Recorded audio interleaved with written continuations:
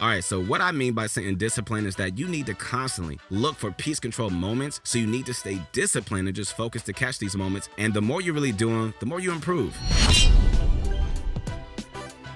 What's going on, guys? This is not your ordinary guy. No, this is your motivation guy. That's right, your friend, the one and only Keith Allen. So excited, man, for what we have in store for you today. So, in today's video, we're gonna talk about how to achieve proper peace control in Fortnite. This is a skill that really separates the average players from the pros.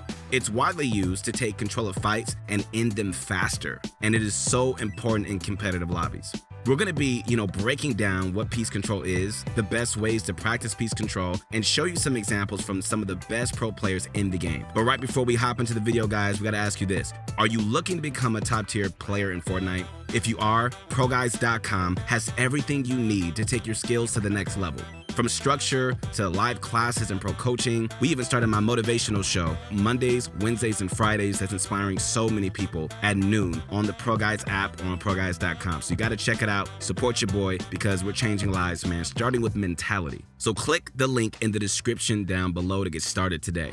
All right, guys, bunch of crunch army. It's about that time. Here we go. It's time to sit back, relax, and grab some of my favorite candy. What is that, y'all? It's that bunch of crunch. And let's get this going. I'm hyped.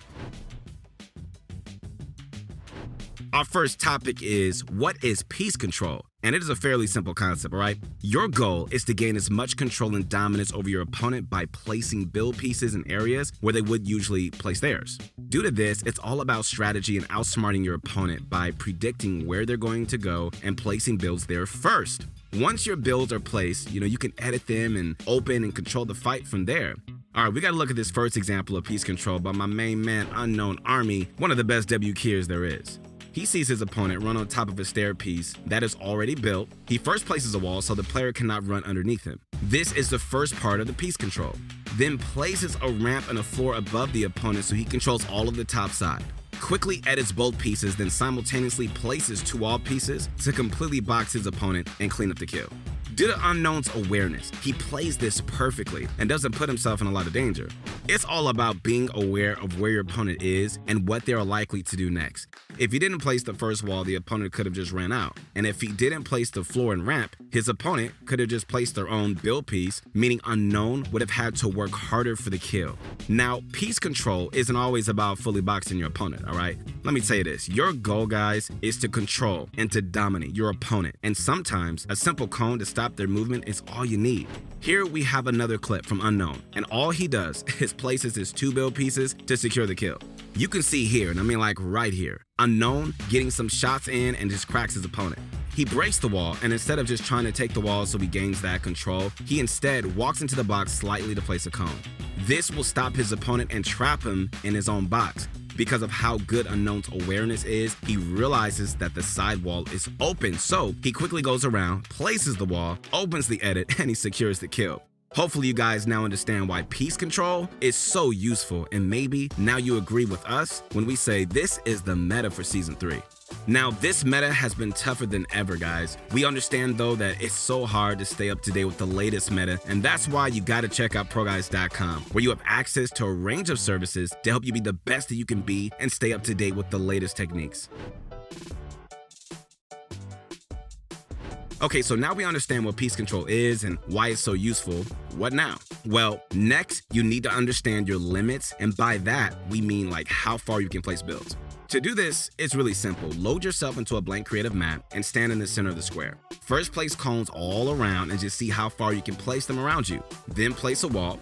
Notice how if you look underneath the center line of a wall, a cone will place inside your box. If you look above the center line, a wall will place on top. And finally, if you jump while looking over the center line of a box, then a cone will place on the other side of the wall. Understanding, guys, where to place your crosshair is going to help you guys massively with your peace control. So we recommend just getting into creative and figuring all this out first. Once you understand how far certain items place and how to place them effectively, you want to effectively practice what you have learned, all right? There are so many ways to practice peace control, but it really all comes down to you and your discipline. All right, so what I mean by saying discipline is that you need to constantly look for peace control moments, so you need to stay disciplined and just focus to catch these moments. And the more you really do them, the more you improve. Hands down, guys, the best way to practice peace control is just by doing it. You cannot learn a new technique without practice and repetition, which means you got to do it over and over again. Firstly, we recommend free building. It's always a great thing. Now, let me tell you this, free building can be good or bad, so you got to pay attention. It can be good if you are focused and are free building with a purpose, such as to learn piece control. But if you just free build and you just do random techniques, then you're not really learning and you're not really picking a muscle memory. So what we want you to do is free build with a purpose. Free build and pretend you're fighting somebody. I want you to do some 90s, man. Place a cone, a floor, edit through both, and just go for a shot. Repeat this process a few times, then place a stair and 2 walls. Pretend you are cornering off an opponent. Trust me, my friends, these are situations you're going to get into when playing online. So build that muscle memory and your future is going to thank you, trust me. So we're going to go through different techniques to learn at the end of the video, so stick around for that and either write them down or just timestamp the ones that you want to practice, so when you're online and are looking at practice, you know what you have to do. If you do struggle with free building and you're looking for more structure and routine, then don't worry because we got you covered. This is Raiders 464's Piece Control Map. This map here, and I mean like right here, is to help you get better at piece control, and it's going to force you to react to your environment. This is going to help improve your movement and decision making by focusing you to be aware of your surroundings and understanding what you can control. Once you're done with free building and you feel, you're getting the hang of it, we then suggest involving other players, going into creative 1v1s or creative games like Zone Wars so you can put what you've learned into practice. We don't recommend you going to public matches like solos just yet because, you want to fight with the intention of practicing piece control because it's still a very, new concept you're trying to practice, all right? You need to get into creative mode because it doesn't really matter if you do die or you make stupid play because you can respond, right? I'm sure we can all agree dying in public match is a lot more triggering than dying in creative. If you still feel like you need a bit more practice, we recommend you checking out ProGuides.com and play with Pro Service where you can get one-on-one game type tips from pros whose goal really is to help you achieve yours, all right? I think it's important to show you the kind of variety that you can have with piece control. So let's look at a few examples. Here we go. First off, we have a simple yet super effective move by Unknown Army. We all know about the Mongol Classic. Well, that move is still doable, but because of the charged shotgun, you aren't able to get those fast shots off anymore, right? Instead of the Mongol Classic, you should do what Unknown and a lot of other pros are doing right now, which is taking the wall and placing a cone on the inside of your opponent's box. Here, we can see Unknown place the wall, edit it, and place a cone inside of his opponent's box. Firstly, the reason this is so effective is because you're ready to shoot straight away. You don't have to edit the ramp first before taking a shot. As you can see, his opponent tries to place a ramp down. Unknown phases through the ramp, stopping it from placing, and a few tack shots later, he's dead. Next, we got a clip from Benji Fishy, and it is a very simple box of his opponent. He sees his opponent on top of a ramp. He cones him inside, then places the walls around. Now, this can be seen as a simple trick. However, Benji plays this very safe and calculated. He doesn't try and just jump inside his opponent's box. He goes for a few shots on him to get the health advantage, then takes the ramp and finishes off the kill. He plays that very calm, calculated, man, and just risk-free. Okay, so as we said earlier, predicting movement is going to be a very important skill to master when it comes to piece control. This is because you can effectively place build pieces or break the correct pieces to gain control over your opponent. Here, we got Benji in a fight. He sees his opponent edit the wall, and he moves into both next to him. Benji sees the wall is weak due to just being edited, so he breaks the wall, replaces it, edits it open, and he breaks the ramp inside. Once he does all this, he controls his opponent even though his opponent has all the walls around. Because of the constant pressure from Benji, he cleans up the kill. One thing you guys need to realize when practicing piece control is that having the freedom and control constantly, it's very important.